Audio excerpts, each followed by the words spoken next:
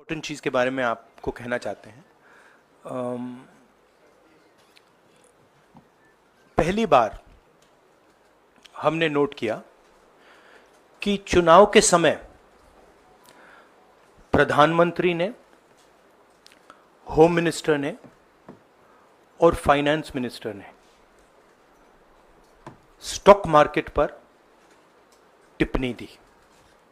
प्रधानमंत्री ने 2-3 बार 4 बार देश को कहा कि स्टॉक मार्केट तेजी से आगे बढ़ने जा रही है। होम मिनिस्टर ने सीधा कहा कि 4 जून को स्टॉक मार्केट आसमान में जाएगी, लोगों को खरीदना चाहिए। और यही मैसेज फाइनेंस मिनिस्टर ने दिया। फर्स्ट, ये आज थोड़ा हम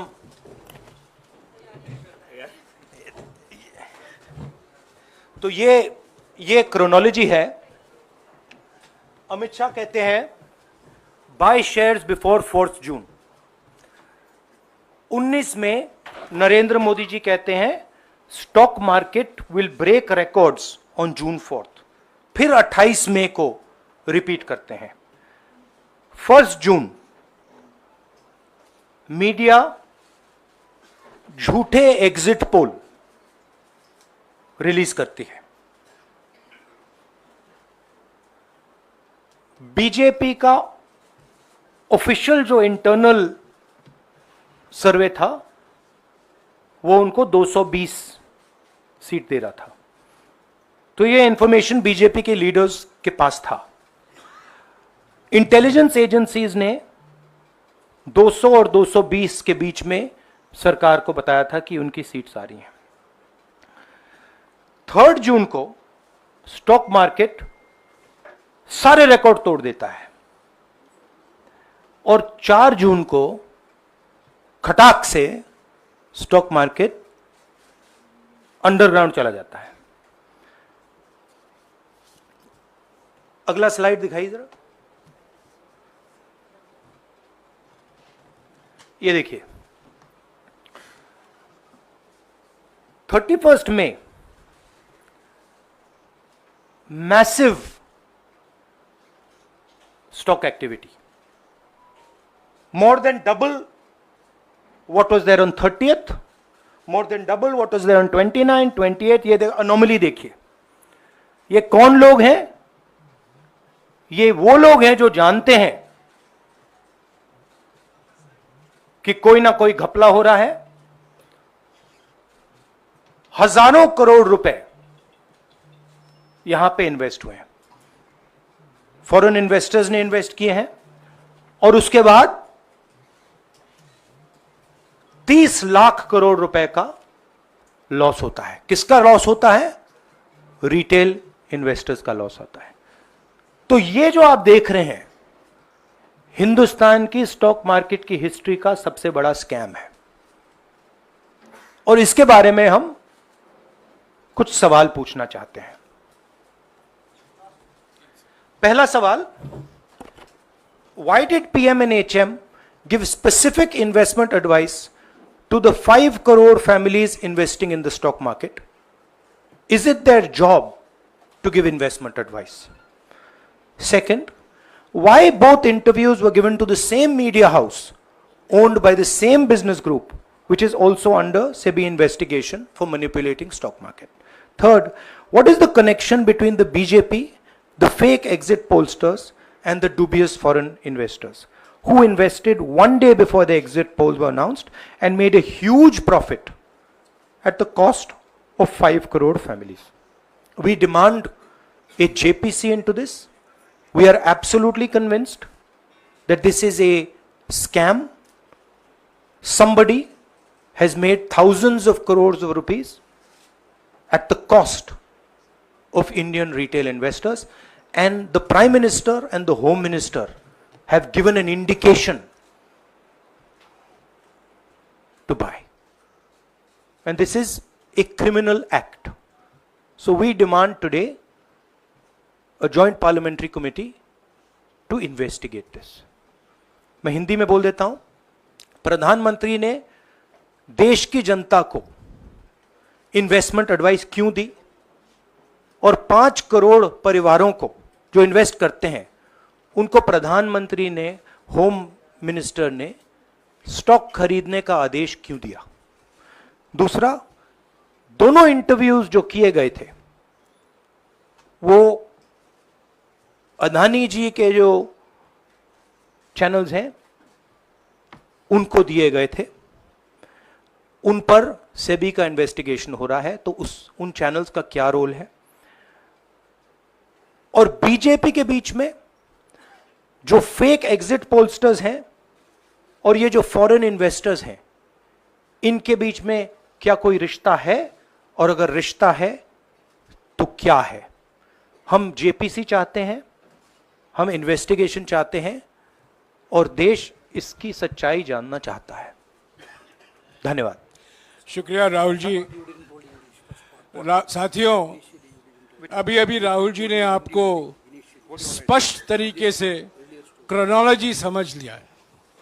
बार बार गृह मंत्री कहते थे अब क्रोनोलॉजी समझिए। आज राहुल जी ने देश को क्रोनोलॉजी समझाया है। इसके ऊपर अगर आपके सवाल हैं तो एक एक करके आप पूछेगा, एक एक करके पूछेगा। I haven't said the chronology in English, so I'll say the chronology in English. 13th May 2024, the Home Minister says, buy shares before 4th of June. This is a clear indication to retail investors and others to buy stock. 19th May, for the first time, and then repeatedly until the 28th May, the Prime Minister says that the stock market is going to break records on 4th June.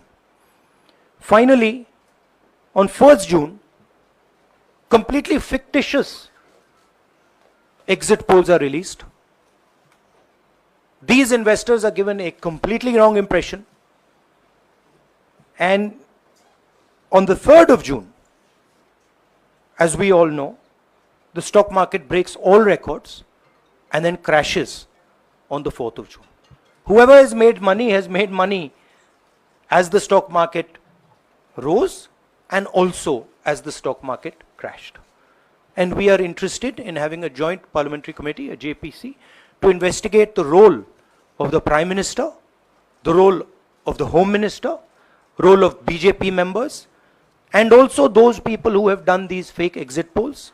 And finally, we want to understand who are the people, these foreign investors, who did these trades. So we want an investigation for that. शुक्रिया राहुल जी। हाँ संजय। राहुल जी, इससे पहले भी आपने Adani issue पे JPC पिछली लोकसभा में मांग की थी, तो क्या आप चाहेंगे कि ये इशू और हिंडनबर्ग इशू दोनों कंबाइन हो और दोनों की जांच हो?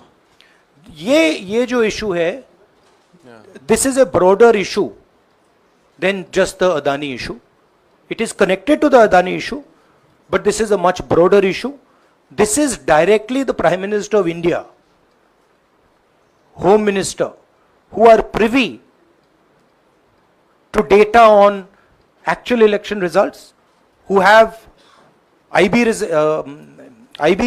reports, who have their own data, who are advising retail investors to buy stock on the 4th. This has never happened before. And by the way, the Prime Minister has never commented on stock market before this. This is the first time the Prime Minister has commented, very interestingly, and multiple times, one after the other, saying that stock market is going to boom, stock market is going to boom, stock market is going to boom.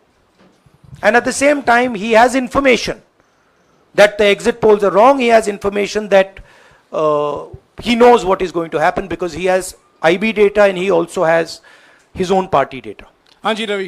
Rahul ji, मेरा सवाल यही है कि जी news ने भी ये सारी चीज़ बताई है जनता को कि कई चैनलों ने मिलकर ये सब चीज़ किया है, जिस तरह से एग्जिट पोल करके लोगों को गुमराह किया है, जिस तरह से शेयर बाजार में सारा कुछ हुआ है।